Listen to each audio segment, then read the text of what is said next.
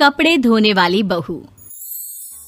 शादी के पहले से ही विभा को कपड़े धोने का बड़ा शौक था। कभी नल के नीचे तो कभी तालाब के पास। अरे मेरी नीली वाली लुंगी नहीं दिख रही है। विभा की अम्मा, कहाँ रखी है लुंगी? अरे वो तो विभा ने परसों ही धोकर रखी थी आपकी अलमारी में, देखो वहीं होगी। वो ना मैंने आज धो दी, मुझे लगा कि गंदी हो गई होगी। अरे कैसे गंदी हो गई थी? उसे तो मैंने पहना भी नहीं। हे भगवान, इस लड़की के कपड़े धोने की आदत से परेशान हो गया हूँ मैं। जितना तो घर में राशन नहीं आता, उससे कहीं ज्यादा डिटर्जेंट पाउडर का खर्चा है। इसकी शादी करवा दो, शादी जाए अपने घर में ही करे काम, फिर चाहे घर के कपड़े धोने हो या पूरे गांव के। हाँ ठीक बोल रही हूँ, देखता हूँ मैं कोई लड़का। वो दिन भी आ जाता है जब विभा को देखने लड़के वाले आ जाते हैं। लड़की मुझे अच्छी लगी। होने वाली सास कहती है, बेटी अगर कुछ पूछना है तो पूछ लो। वैसे तो हमारी लड़की बहुत ही शर्मीली है, जो बोल दो वो मान लेती है, इसे क्या पूछना होगा। अरे कैसी बात कर रही हो माँ, मुझे इन लोगों के घर रहना है, सवाल तो कई है। हाँ हाँ बेटा, पूछ लो ना, क्या पूछना है। आप लोगों के घर कपड़े कौन धोता है? सास का मुंह बन जाता है। देखो, अगर तुम ये कहना चाहती हो कि तुम्हें कपड़े धोने नहीं आते तो सुन लो, कपड़े मैं ही धोती हूँ, लेकिन तुम्हारे आ जाने के बाद मैं रुमाल तक नहीं धोऊंगी। अरे चुप रहना भाग्यवान, बहू बेचारी घर आई नहीं, उसे डराना शुरू कर दिया। वो क्या है ना बिटिया, अभी तक तो ये कल्लू की माँ ही धोती थी, लेकिन अब तुम्हारे पापा तो दहेज में वॉशिंग मशीन देंगे ही।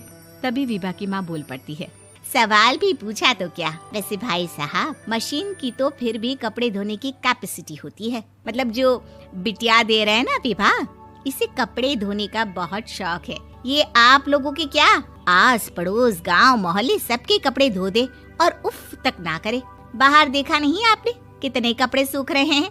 सब हमारी बिटिया ने ही तो धोए हैं। बस भी करो ना माँ, शर्म आ रही इतनी तारीफ सुनकर।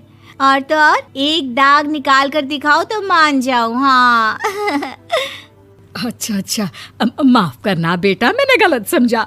हमें तो रिश्ता बहुत पसंद है। और ऐसे जुड़ जाता है रिश्ता कपड़े धोने का शौक रखने वाली विभा का। उसकी शादी हो जाती है कोयला फैक्ट्री में काम करने वाले कल्लू के साथ। शादी के बाद अचानक विभा चिल्लाती हुई सास के पास आती है। सासू माँ, अरे सासू माँ कहाँ है आप?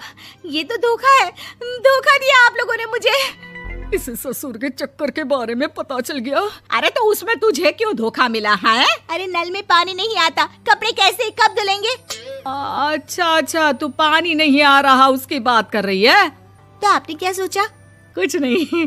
अच्छा, तेरी माँ ने कहा था कि कपड़े धोने का शौक है तुझे, याद आया मुझे।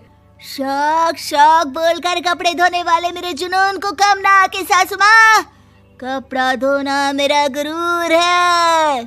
तभी पति भी वहाँ आ जाता है। अभी मैंने इसे सनी देओल की फिल्म दिखाई है, उसी के डायलॉग मार रही है माँ। अच्छा सुन, साफ साफ बता रही हूँ, पानी सुबह 4 से 6 और शाम को 10 से 12 आता है, समझी? विभा टाइमिंग सुनकर हैरान हो जाती है। ये क्या भूतों का मोहल्ला है? सुबह 4 बजे उठकर कौन कपड़े धोता है? 4 बजे टंकी में पानी जाता है, फिर सारा दिन धोना ना, किसने मना किया?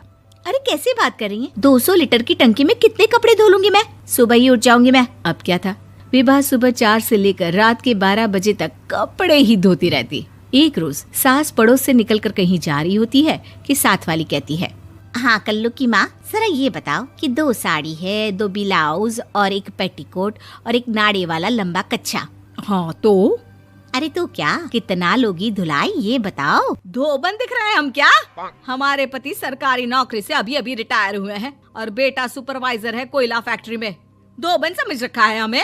हाय रे कल्लू की अम्मा, माफ कर दो, वो तो मोहल्ले में यही सब बता रहे थे कि तुमने बहू को कपड़ा धुलवाने के काम में लगा दिया है। सास को पड़ोसन की बात सुनकर गुस्सा आ जाता है। वो घर पहुंचती है जहां घर के बाहर ही इतने सारे कपड़े सूख रहे होते हैं जितने कि किसी धोबन के घर पर। अरे ओ कल्लू की दुल्हन, बाहर निकल। माँ जी यहीं आ जाओ, बाथरूम में चादर धो रहे हैं हम। अरे अभी हम धोते हैं, तुमको बाहर निकलो। ये आस पड़ोस वाले बोल रहे हैं कि हम बहू से कपड़े धुलवा कर उसे कपड़ा धोने वाली बना दिए हैं। अरे छोड़ो ना माँ जी, किन लोगों की बातों में आती हो? आस पास के लोगों का तो काम ही होता है कि वो किसी तरह सास बहू को लड़ा दे। बहू सारे घर के कपड़े धोती है, ये क्या कम है? बोलिए। सास को भी लग जाता है कि वो बहू का ये सनकीपन नहीं छुड़वा सकती, इससे अच्छा है कि खुद ही चुप हो जाए। एक रोज सास और बहू मंदिर जाते हैं, जहाँ सास की साड़ी वहाँ खड़ी भीख मांगने वाली से मिलती है। माँ जी क्या बात है, आपकी साड़ी उस भिखारन से कितनी मिल रही है ना? हाँ हाँ, देखो तो दोनों की साड़ी मिल रही है। क्या बात है कल्लू की अम्मा, तुम खुद को तो अफसर की बीवी बताती हो और ऐसी सिंपल सी प्लेन साड़ी पहनकर घूमती हो। सिंपल और प्लेन नहीं है ये साड़ी। तो क्या सोने के धागे से फूल बने हैं? कुछ भी सासू माँ, कुछ भी। हाँ, बने थे इस साड़ी में सोने के धागे से फूल। मेरे पति लेकर आए थे मद्रास से स्पेशली मेरे लिए 10,000 की। ताहे भाई साहब इस भिखारन के लिए भी सेम टू सेम साड़ी लेकर आए होंगे 10,000 की। सास उस वक्त कुछ नहीं कहती, लेकिन बहू के साथ घर आती है और अलमारी से एल्बम निकाल कर लाती है। ये साड़ी देख रही है, ये वही साड़ी है जिसे मैंने अभी पहना था। इस साड़ी में ये जो चमकदार फूल दिख रहे हैं ना, ये सोने के धागों से काढ़े गए हैं। लेकिन तू लोकल वॉशिंग मशीन ब्रश से घिस घिस कर सारे फूलों को निकाल कर साड़ी प्लेन कर दी। मुझे माफ कर दीजिए सासू माँ। और तो और, जब मैंने तुझे तेरी गलती के लिए कुछ नहीं कहा, लेकिन तूने तो सबके सामने मेरा मजाक ही बना दिया। क्यों? बहू को समझ में आ जाता है कि अब से उसका कपड़े धोना बंद।